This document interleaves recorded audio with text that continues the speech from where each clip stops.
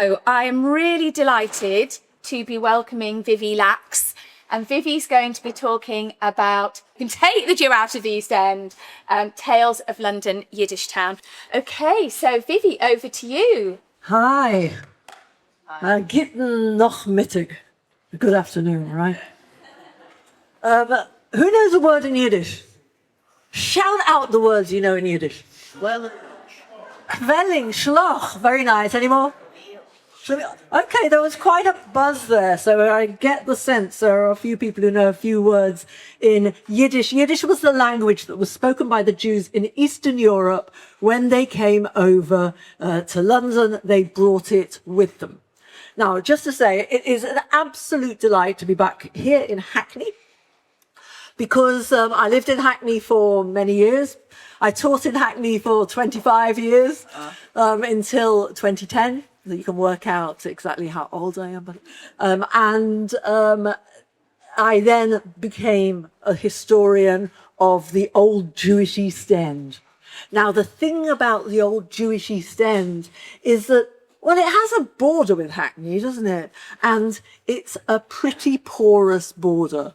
And that's something that we'll notice in some of this, of these people that I'm going to introduce to you. Because what I'm going to do today, usually I give talks about the old East End, but what I'm going to do today is I'm going to talk about some of the people who had connections with Hackney. And of course, there were lots of them.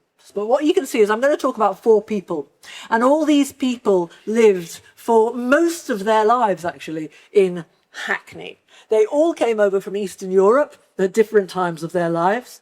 And they were essentially Hackney writers, but they didn't write necessarily about Hackney. They wrote about the Jewish community, and that Jewish community was either in Hackney itself, or it was mainly in the East End, in Whitechapel, in Stepney, in Aldgate.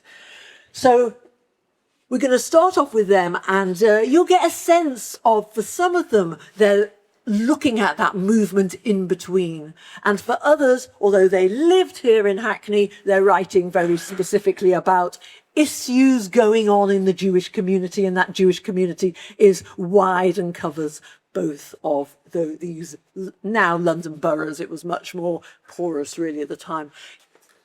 So I'm going to start off with a man called A.M. Kaiser. That was his name that he wrote under. His name was Aryeh Kaiser. And what you can't see there is a letter with his headed notepaper of his address in Fairholt Road in Hackney. And I was really delighted when I found out he lived in Fairholt Road, because I had also lived in Fairholt Road for many years. What you will have noticed by their addresses is they all lived in Stamford Hill, Stoke Newington area. But we're looking at the 30s, or up to the 30s. And so the demographic of who was living there in Stamford Hill is not like it was today. So there's a lot of Jews living in Hackney. Someone quoted at one point around the 30s, I imagine 40% of people in those areas were Jewish or from Jewish extract. They were not all religious Jews, and they certainly weren't of the community that is today living in Stamford Hill. So they were secular Jews, and they were shul-going, synagogue-going Jews, just regular Jews. So Arnold Kaiser, Aryeh Kaiser, came to Britain when he was about 5 from Eastern Europe. His first language was Yiddish. He spoke Yiddish in his house. He had the most weird and wonderful childhood with a crazy father and lots of things going on, which you can read about in this one of the books. I'm going to be promoting 2 books today, and this one is only 3 writers. The second one is 26 writers, and I'll be telling you more about what sort of things they wrote. But he's a very interesting person because he had a bit of a double life, and his double life was he had a job. He wasn't just a journalist. He had a job, and that job was in the relief or Jewish relief organizations. He was raising money he was visiting places in Eastern Europe and in Central Europe, and he was raising money to send money to Ukraine and to send money to Lithuania and the Jewish communities there that were really struggling. Of course, a lot of those people there, or some of them who could afford it, were coming over to Britain. And even despite the Aliens Act of 1905, which was restricting it, a lot of them came over, but he was going over there looking at the society. He wrote something called Wir sind hungrig, we're hungry. And that was about Jewish life in small towns in Ukraine. And he was a very serious writer, a serious journalist, and his reports were getting into the main Yiddish newspaper of the time called Die Zeit, the Jewish Times. Now, just to say something about newspapers, there were loads and loads and loads of them. In fact, Leonard Prager, who wrote a book called Yiddish Culture in Britain, counts over 300 Yiddish newspapers over the period of the 1880s to the 1950s. Some of them were terribly short-lived, some of them were only a few, but there was a lot of writing going on. There were also a lot of journalists and writers. Mostly they didn't make a living from it, but so that was part of what he did. The other part of what he did was he wrote these things called feuilleton. Has anyone ever heard the word feuilleton before? And if you haven't, there is an introduction to what is the feuilleton. It was an absolutely vital, crucial genre that was in the continental papers, and it started off in the French newspapers, French language newspapers, and moved to Germany and to Russia, and it came into the Yiddish press. And the feuilleton, which actually means leaves that got attached to a newspaper, became a part of the newspaper that wasn't the news. Now, if you imagine at this time, especially in the 30s, although the feuilletonen were from the 1880s in the Yiddish press, and much earlier than that in continental press, they were sketches, maybe 800 words or so. They're sketches about life, about urban thought and feeling, and they are not the news. They could be satirical, they could be very funny, they could be terribly moving, they could be polemical, they could be like pushing an opinion, they could be mocking things going on in the community. And this genre was particularly important because the news was terrible. The news of the day, which filled the newspapers, maybe apart from the local reports at the back of what was going on, the Talmud Torahs, the little seminaries for boys who are over 14. Apart from sort of community reports, the national and international news was not terribly good. And so you'd have this other thing, this sketch. And what you can notice on these, with these 4 different articles by Kaiser, is there's a black line, and it's under that black line, and they had that black line to denote it. This is the news in the newspaper. And under that black line, what do you think was the first thing people did when they opened up a newspaper? They went and read the feuilleton. I mean, they knew that everything was going on was bad. So it was a very popular part of the newspaper. And I'm going to read just the title of a couple of these. So, for example, A Freie Hand, a free hand, about politics and politicians in Britain. Underneath it, Frühling in Whitechapel, spring in Whitechapel. Whitechapel in Yiddish is Weitschäppel. Yeah. So I'm going to have a look at 2 stories that that Arnold Kaiser wrote. And this first story is called Der Whitechappeler Express. Can everyone in their best Yiddish say that? Der Whitechappeler Express. Lovely. Okay. And it was a trolleybus. There was the, as you can see, it's the 647 trolleybus. And this trolleybus goes from Stamford Hill down to the docks. And it goes past all these places. And the important thing is this, is when the Jews from Eastern Europe came into London, their first stop was the East End. They came into the East End. The East End was terribly poor. As they got a little bit more money, as they were able to get out of the slums they were living in the East End, they started moving up the Kingsland Road. And this is what this story is about. And I'm going to read you a little bit from it, and you'll get the sense of the way that he wrote, but the way that people wrote the feuilleton. So the Whitechapel Express, translated from the Yiddish, and it was written in 1934. It was actually two versions of it. He rewrote it for a version in his book, which he collected his stories called Bei uns in Whitechapel, at home in Whitechapel, and he collected it then, and he changed it from a tram to a trolleybus, so it's both. The Whitechapel Express, although it hasn't become bankrupt, has acquired an alternative name, the Jerusalem car. To tell you the truth, the sign on the trolleybus doesn't say Whitechapel Express or Jerusalem car. It only has the number 647. Yet everyone knows this is the Whitechapel Express, and if any individual doesn't know, the bus conductor makes sure that he finds out because he shouts, "Whitechapel Express!" at the top of his voice. The Whitechapel Express runs from Stamford Hill to the London docks, cutting through the innards of our densely populated kibbutzim of Stoke Newington, Dalston, Commercial Street and Lehman Street. It is packed with passengers. It seems to be that no trolleybus is as popular as this car. Okay, it goes on a bit later. The Whitechapel Express isn't just a Jewish bus, but a whole Jewish shtetl.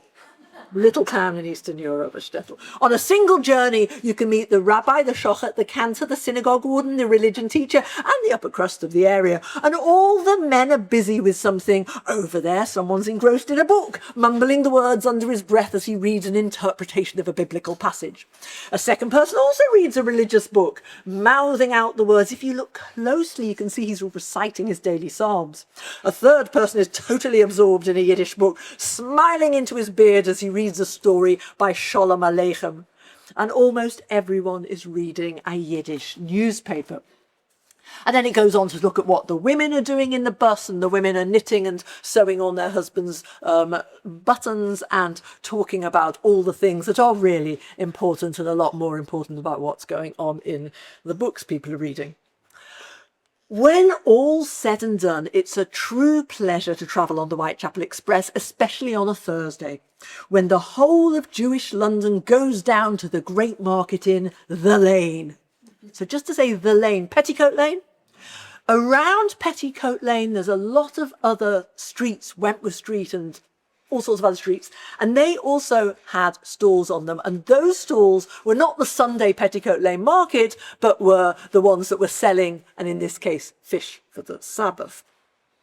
So they're going down to buy food for the Sabbath. Travelling south are bags, baskets, suitcases, and especially women. A world of women. As soon as the Whitechapel Express moves off from Stamford Hill, the clientele start to appear. In Stamford Hill, the well-to-do ladies stride on board with fur coats and fine hats. In Stoke Newington, those boarding the trolleybus aren't ladies, but less well-off women, not dressed up in fur, though their woolen coats do have a fur collar. In Dalston, it's the poorer wives who trudge on board with plain coats without a scrap of fur on them, or with a worn-out collar made from some sort of animal like a mangy cat. In Shoreditch, no one gets on at all, because anyone who's going from there to the Lane or Whitechapel will go with the number 2, the legs. They can't spare the penny fare. On the way home, the Stamford Hill ladies, the Stoke Newington women and the Dalston wives are all laden down with good things, especially fish for Shabbos, for the Sabbath. If you want to guess where the women are going this time, don't look at their clothing. Cast an eye into the swollen bags they're carrying. The signs are as follows. If it's a fine, glossy, fat carp sticking out of one bag, dressed in a silk coat and winking with one eye, it's going to Stamford Hill. If poking out of another bag is a half-dead, emaciated bream, that is going to Stoke Newington. And if popping out of a third bag is a small, sad, pale haddock with cloudy eyes, you can be sure it is on its way to Johnston. So in this lovely way that Ariamaya Kaiser has of making fun of the East End, what we're getting to see is actually what's going on as people are moving out of the East End. But what is really important is, were there shops that sold fish in Stamford Hill? Well, of course there were. Were there shops that sold fish in Stoke Newington? Yeah, but the problem was that there was nothing like the old nostalgia that's bringing you back to the East End to get your fish from the East End. And I think that that is something that he picks up that's so important, that people are leaving the East End because they're making a bit more money so they can get out of the slums, and also that there is actually a worker's ticket that's cheap so they can get back down to work in the East End, but also that as they leave the East End, they're leaving something behind them. And that when they go into Hackney and they're becoming more a part of British society that isn't quite so much like a shtetl, they need to have that fix. And every week they're going back to get it. And this sort of problem, if you like, that the Jewish community is having with it expanding and moving and losing something in the process is also something that comes up on another of Aryeh Meyer Kaiser's stories. And the second story that I want to mention of his is a story called Das Mazel von an Omnibus, the luck of a trolley bus. And what you'll see this time is a second story about a bus, come on. This time it's about two buses. Now, we've already heard about this one. We've heard about the poverty at the bottom of the Kingsland Road, and it sort of slightly rises till you get to Stamford Hill. But this one has got a second trolley bus, and this bus is the 653, it's a 253 bus. Yeah, you can see it's a 67 and the 253 buses. And it is particularly interesting, this one, because what it's doing is it's saying, what is the difference between those who have moved to Hackney along the Kingsland Road and those who have moved to Hackney along through Clapton? Are they the same clientele or not? So he starts off again by describing the first bus, the Whitechapel Express, and then he goes on. Its brother, the 653 trolley bus, enjoys a different fate. Since the days of creation, it was ordained to live amongst the wealthy and to look affluent itself. It has a pedigree. It comes from up west, from Tottenham Court Road, and on its way it travels through the old aristocratic neighbourhoods of Euston Road, Camden Road, Seven Sisters Road and Amherst Park. All distinguished streets. Yeah.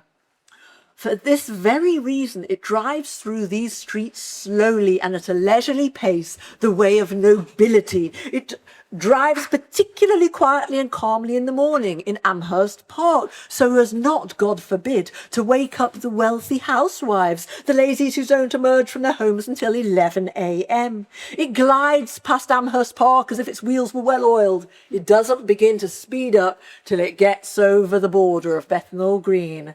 And then in the poor streets that lead to Whitechapel, it bowls along crazily as if it had committed goodness knows what kind of crime. But what is going on there, and what he's describing now, is who is on that bus going from Whitechapel up to these people who live in Amherst Park. Okay, so there's only respectable people you associate with the 653. In the daytime, you can meet an emissary from Galicia with a silk hat on his head and a leather briefcase under his arm like a minister. He is going to the wealthy of Amherst and Stamford Hill to raise money for a new yeshiva, a seminary for boys, and at the same time to arrange a marriage for his teenage daughter. Okay, you can arrange your marriage down in the East End, but if you arrange it up in Amherst Park or Clapton, you're going to get a better match. And then we have another person on the same bus. There is a Galiziana. So this is the same bus as him. There's a Lithuanian Jew with a greasy hard hat and a beard, and he gets a description of him. He's on his way to Amherst Park and Stamford Hill homeowners to offer them some real Yiddishkeit. So what's Yiddishkeit? Yiddishkeit is not Yiddish culture, it's Judaism. He's taking with him a whole bag of religious items, pocket prayer books, tefillin, phylacteries, mezuzahs, what you put on the doorposts of your house, tzitzis, what you see in Stamford Hill, hanging down the fringes that men are wearing, calendars, and books of psalms. So we've got someone coming from the East End to bring religious stuff up north. And finally, just to say, you also meet older women dressed in their best, going from Whitechapel to Amherst Park or Stamford Hill for the fresh air, as if they were going to the seaside.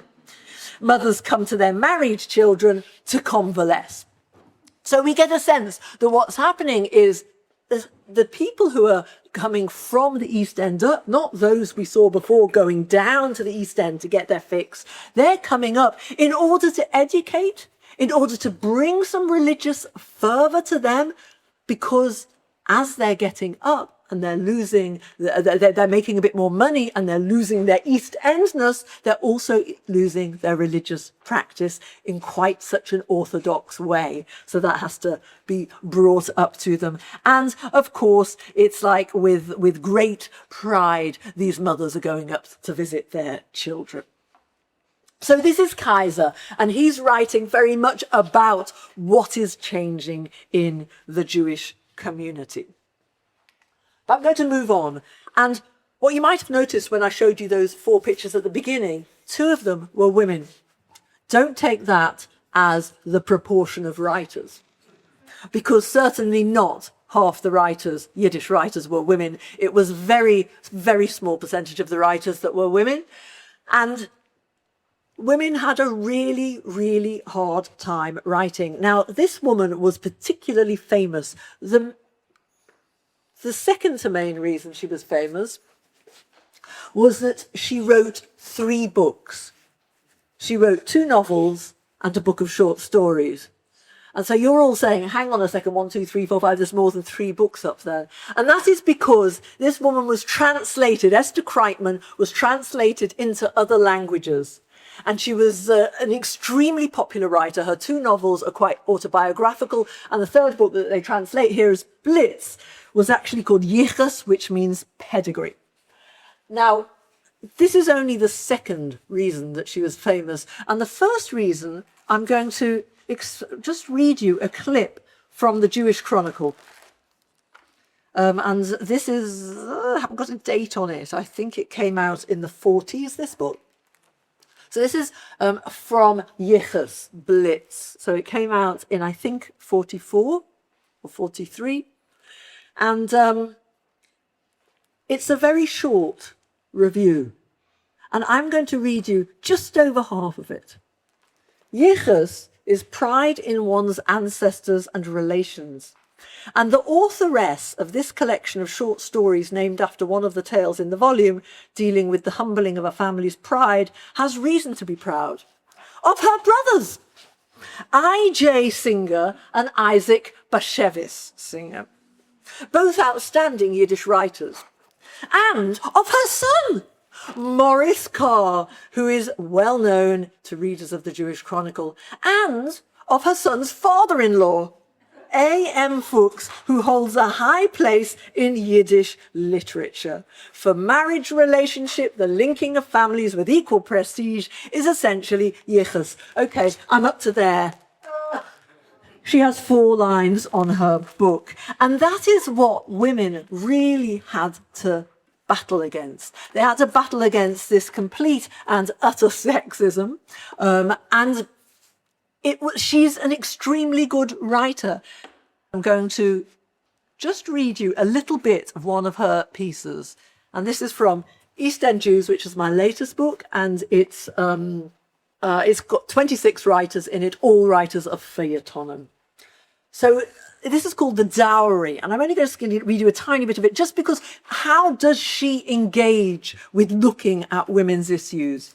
And this is about two people, Mr. Harry Barnett and his wife, and he is a salesman, and he got married to her not because of any love, but because he was offered a high dowry by her father. Okay. Some years later, the father is now dead, and the couple are living together, not very happily. Harry, it's already 9 o'clock. You'll lose another customer, she called out to him from the kitchen while she washed the dishes, saw the coffee didn't boil over, boiled the milk, cut the bread, and spread a checkered starch tablecloth over a white wooden table.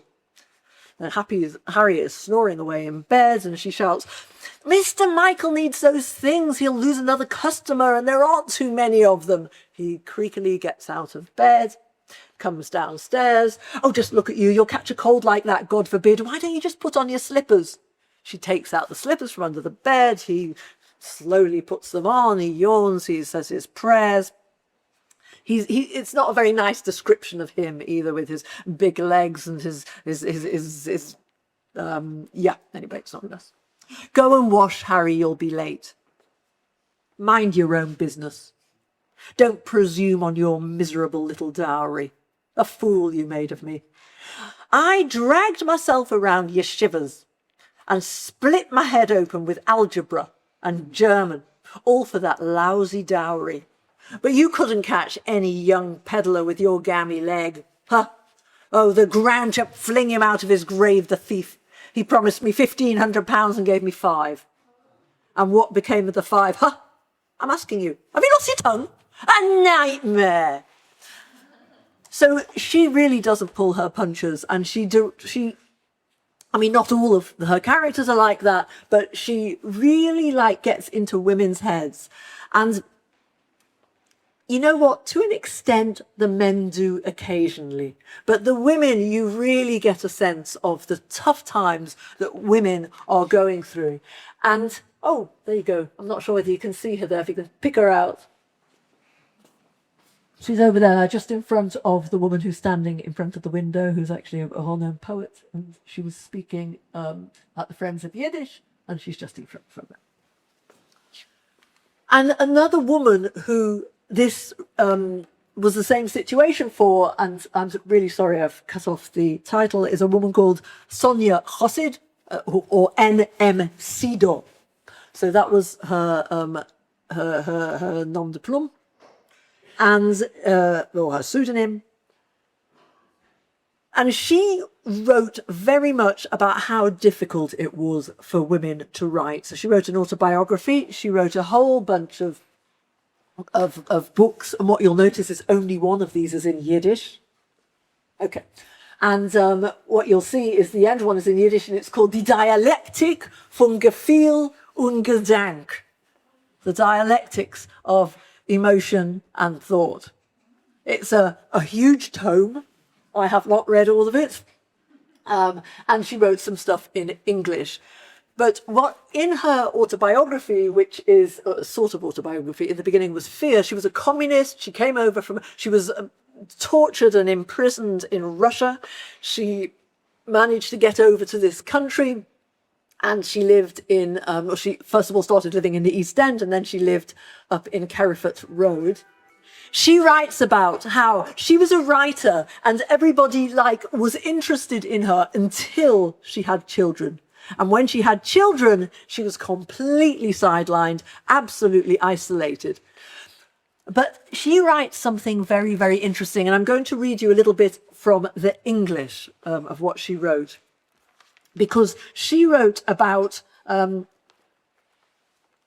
she came and that she was in a very culturally rich environment in Russia and in Poland. She came to London and she felt that the Yiddish community there was not culturally rich, except for the workers' circle. And the workers' circle was a campaigning, a socialist, Bundist, communist, sometimes organisation. They had communist branches. And she was very involved there and loved being there. But what she said about the English people is really interesting. As for the Jews of this country, the country where I came to live and which I came to love more and more as time went by. And she's talking about Jews who'd lived a long time here and weren't born in Eastern Europe. The Jews of this country knew only a few words of Yiddish, words which they pronounced in such a vulgar way that I often felt like hitting them for the savage sacrilege, for the Philistine vandalism in their tone and the disgusting subservience in the expression of their vile faces when they used the few words which they had debased and distorted. The language of Peretz and Shalom Aleichem, two important Yiddish writers, the language of Leivik and Gladstein, two more important Yiddish writers, the beautiful language so deep and expressive, every word full of charm and grace, that dear beloved language, how my heart ached for it, how my heart ached to see the humiliation it suffered, like a wondrous creation of genius, spat upon, trodden upon, mocked by its own people. So we don't have very much in common between Jews and Jews. And as we don't, I run various walking tours of the Jewish East End, and one of them is called Disputes, Debates and Arguments, and that lasts for about 6 hours. So I'm just going to move on very quickly because I know I haven't got very much time left. Sido was married to a man called Liski. Liski was a socialist. In fact, they were married. They used to sit in Stoke Newington in public on a bench, and people describe how he used to yell at her. She used to yell at him, fascist, because he wasn't communist, he was socialist, and he used to yell communist at her, and they used to have big arguments in public. They got divorced, and then they got remarried. They obviously like the arguments, don't we all? Okay, I'm not going to have time to read you much of his, but I'm just going to tell you he wrote something called Productivization. Oh, I got 5 minutes, okay. And Productivization is a really fascinating short story from this book. And it's a story about debate. It's about how do you decide how you want to live. And this story concerns Sam Stricker and his son, Abe. And Sam Stricker is a metal worker. But his son, Abe, has got a scholarship to study, to be a doctor. And he says, well, should I let him become a doctor? I mean, if I'm a communist or a socialist, and productivization is important, so I should really make him work with me in the metal, not be a doctor. And it's the discussion that's going on in his head. He goes to his local restaurant where he hangs out, and Mr. Graddle runs it, is the owner. Mr. Graddle was a sort of Jewish politician who was well up on everything happening in news. This is written in the mid-30s. Especially the economic crisis that was making people so desperate. He knew precisely how many Jews had been driven out of Germany and why the situation was so worrying for educated people today, particularly for doctors across Europe.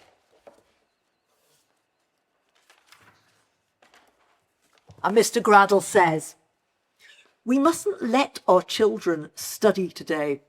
They slave away and work themselves to death before they finish studying. And subsequently, they are superfluous to society. Like in Germany, Jews have to be productive, become artisans, or work the land. And he gets a similar sort of argument, or an argument that Abe should not become a doctor, from another person, from his landlord. And his landlord says, really, it's better for Abe to work with you in the workshop. Times have changed, you see, Mr. Stricker. I've read in the paper that we Jews have too many educated children. Hitler and Mosley weren't completely wrong in the slogans they declaimed. It is ourselves who are guilty. We push ourselves forward too much in the eyes of the world. Jews must become workers. You must have heard what problems Jewish intellectuals and doctors are facing these days. And all these ideas are spinning in his head, along with his wife saying to him, who's unnamed in the story, and you're a worker, Sam, And are you doing well? And in the end, he comes up to this communist Vogman who's sitting there in the restaurant, and he asks him what he should do. And I will leave you to read the end of that story to find that out. But it's really fascinating, and you might be surprised. Now, finally, if I've got 2 minutes left at the end, I will just want to say something about, I'm not going to tell you anything about Asher Bielin, but he wrote something about how to behave in the Yiddish theatre, and I'm going to sing you a Yiddish theatre song. So because of that, I just want to tell you how to behave in the Yiddish theatre. Okay, so just to tell you very quickly how to behave in the Yiddish theatre. This is a guy, he goes to the Yiddish theatre, he's writing about the Yiddish theatre, and he says, the music finished, finally the curtain rose, on the stage an actor and actress began to perform, but you couldn't hear a word from the stage, instead you heard from the usher, order! Another one from the stalls, keep quiet! A voice from the pit, quiet! A voice from the gallery, shut up! This continued for ages with everyone shouting for order. A couple comes along, they get out their picnic, they're eating there. Another couple come along, they say this is our place, and then they have to call the usher because they won't get up. They say England is a free country, we can sit where we want. And there's a big ruckus and there's quiet, order, keep quiet, shut up! Meanwhile, the performance was happening on the stage, but you couldn't hear a thing. There's a lot written about the Yiddish theatre, and actually the book that I haven't got here, Whitechapel Noise, is about the Yiddish theatre. I'm giving a talk for the British Music Hall Society in a few weeks, and you can come to that. So I did think I'd end with a song. And this song is called Victoria Park. And of course, Victoria Park is on the border of Hackney and Tower Hamlets, and it was really important. And it's, in a way, it's where people met from Hackney and from the East End, because they all went there on Shabbos, on the Sabbath, to the children played in the sandpit, people swam in the lake, and so on. So this tells a story of it where that you've got a nicely laid out park, someone with a great big thick neck, the porter, we call it. They've got young men running around and falling over and their teeth coming out and snot coming out of their noses. Okay, let's imagine a music hall. We got drunk boys in the gallery, need to be entertained, okay? Has to be a bit grob, this stuff. And then we've got Chayita and her husband walking along nicely. We've got another woman over there who's a prostitute or sex worker, we'd say today. But it's she describes all of these people who are just people around the park, people like looking for a job, and a couple lolling about on the floor, and him going, oh, come on, come on, come on. And they got married in Victoria Park. So we have a description of essentially a Jewish shtetl. And I have to say that when I was doing some research, I found another verse to this. It was so sort of like, to our sensibilities, it was really so rude and just not what we'd sing today. And I thought, hang on, this is 1905 and they're singing this rubbish. This is the nice version. So I will sing, ya-na-na-na-na-na, you'll sing Victoria Park, Victoria Park. I'll sing, ya-na-na-na-na-na, you'll sing in Victoria Park. London wird jetzt stark geläubt, Victoria Park, Victoria Park. Wer wollt du's gegläubt? In Victoria Park. A Proste Garten ober stark, Victoria Park, Victoria Park. A Porte mit a groben Kark, in Victoria Park. Jette eine, rinnt euch die Beine, in Feld auf Steine, in verliert die Zeine. Legt een groepet, verdenkt als iets gerbet, maar life's vals op het, in Victoria Park. Jutke geht mit Rachel Zwok, Victoria Park, Victoria Park. He had a shoe and he had a sock, in Victoria Park. Nachman Berging mit sein Weib, Victoria Park, Victoria Park. Landsleid sichern dort ein Job, in Victoria Park. Da geht Reite, Arbeit für Leute, sie ist die dritte, sie wollte sie. Heute Penny, Pink Open,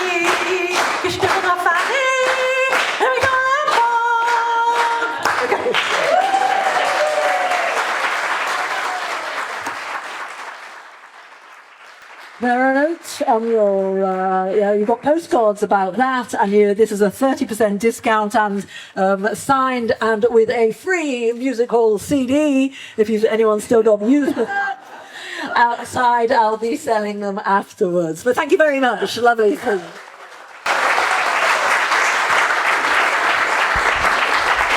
Thank you so much, Vivi, for an incredibly entertaining talk. Now we have a few minutes for questions. Who would like to put their hand up and ask Vivi something? That was really interesting, fun. You showed a photo of Friends of Yiddish. I wonder if you could say a little bit more about that. Thank you. Stephen and I were at the Friends of Yiddish for many years. The Friends of Yiddish were set up, not when we were at it, in 1937. And it was set up by someone called Avram Nochem Stenzel. Stenzel was a poet in the East End. And what it did is it drew people, or all these Yiddish writers from across the East End and Hackney. So Liskey would come down. He was a regular. He was the person who would he'd speak every week at it.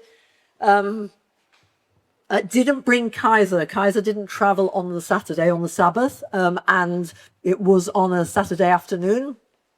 But it did bring the other two people. It did bring Sonia Hossid, Sido, and it did bring Esther Kreitman, and that they'd all meet there and they'd be reading bits from their work and they'd discuss various things, and they'd have orations by people like Dora Diamant, who people might know as the last lover of Franz Kafka. And they would all be reading different materials. It was a literary afternoon, and it went on for many, many years. So when I met Stephen at it, which was in 2000 or something like that, it was still going on, that people were coming, and there were very few old Yiddish speakers then, but there were still a few, like an old woman who would be reading stories by Katie Brown, who was called the bestseller of Whitechapel, and you can read about her in both of these books. I wanted to ask about the origin of Yiddish as a language. I mean, it's very much like German. Did it come from German, or was it a language on its own that Jews spoke? So I'm not an expert on the history of Yiddish, but it doesn't come from German as such. It's a Germanic language. So what happened is that the Jews, and it changed over time, because yes, it started off in Germany, but really it's more around Eastern Europe that it developed. And so you ended up with two lots of Yiddish. The Yiddish that was spoken around Germany, Western Yiddish and Eastern Yiddish. So it is about 80% got Germanic origin, or in terms of the vocabulary, but it's from Althochdeutsch, which is sort of like a medieval language, and the grammatic structure of it is not like German today. So, for example, the verb is always in the second place, not at the end of the sentence, for example. Unless Yiddish writers were trying to look hoity-toity and sound like German, then they might do that. It has about 5% or so, or maybe even a little bit more, Hebrew in it. Now, the Hebrew, of course, it's older. We're not talking about modern Hebrew that's spoken in Israel today. It's from biblical Hebrew. So the words that come in Hebrew are often like Shabbos, Sabbath, or they're words from religious texts. And then the other few percentage that's there are other languages where people who spoke Yiddish lived. So you have Russian words and Polish words, Ukrainian words, and you also have a lot of English words because of the big movement of people to New York, essentially, but also to Britain. And you get French and Italian words in it. So you get this real mixture. And in fact, in my first book, Whitechapel Noise, I talk about like how that was about engaging with the population, so that you're creating this hybrid community that is not Jewish only, it's not Eastern European only, it's this mixture of being British Jews, and it's really the movement of Jews becoming, like what really NMCDO said about moving here and loving the country and getting really involved in the country, and finding the Jewish population difficult as well. So it's that movement of of becoming, and that you get this huge range of different Jews. And as I said, the arguments within them, there were so much differences within the Jewish community, between the Jewish community and other things and so on. Just wondered when the Hasidic Jews moved into Stamford Hill. Yeah. Of course, today, when we think of the Jewish community in Stamford Hill, we see this community. Now, my family, my family all came through the East End. I was actually brought up in Liverpool, but my family came through the East End of London, and most of them stayed there in the East End, where it were slums essentially. But some of them moved to Stamford Hill when they had a bit more money. Now that they were actually from a Hasidic background, but they weren't the community that were there today. And in fact, there was quite a lot of tension between that community that was quite religious that moved there and the community today. The community today are mainly Hungarian Jews, and they came either just before or after the war. So they are actually a different community that are not connected to the old East End Jewish community. And although they speak Yiddish and they spoke Yiddish, they would not know. So, for example, the Stamford Hill Jews today, if I spoke to them in Yiddish, first of all, they'd laugh at me because they think my Yiddish is very funny. But also, although they'd understand what I said, they would not have read anything that had been written about London. And there's a huge amount that's been written. Now, they're obviously writing, and they've got their ultra religious newspapers themselves, but that is a separate community from that. And in fact, yeah, no, that's enough.